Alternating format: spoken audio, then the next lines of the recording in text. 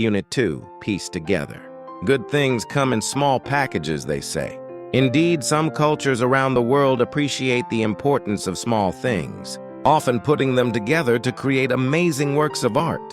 Often, practical need or creative desire plays a key role in such efforts. Stitched together. Patchwork, whose beauty has long been appreciated in many cultures across the globe, is a type of needlework that involves sewing scraps of fabric together to create a larger piece of art.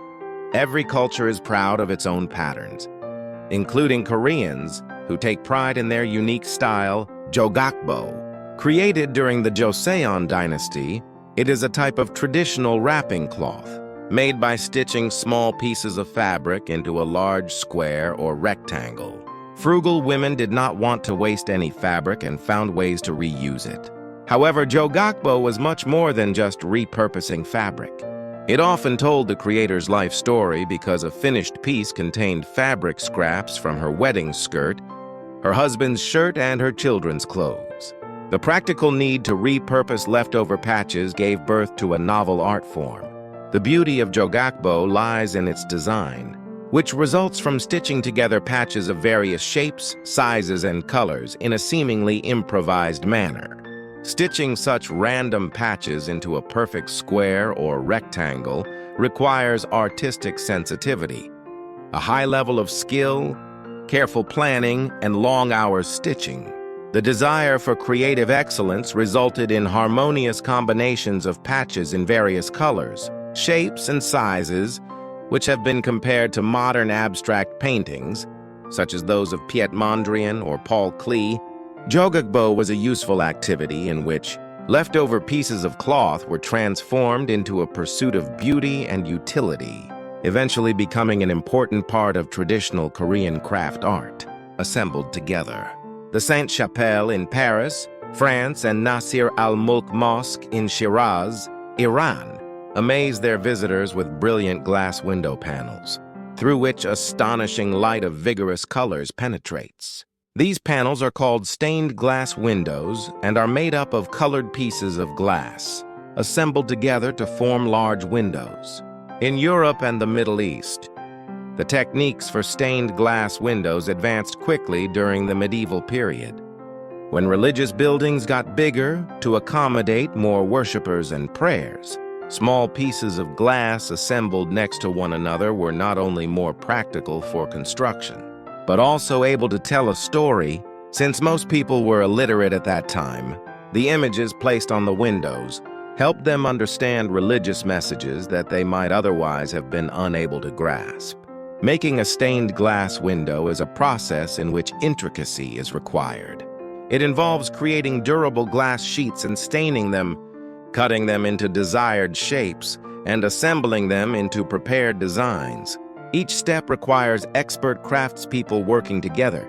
Though originally used in religious structures, stained glass windows found their way into a variety of modern buildings, including residential homes. These little pieces are now recognized worldwide as an important form of creative art, whose splendor wouldn't have been acknowledged without the glass artist's desire for beauty, sparked by a practical need, strung together.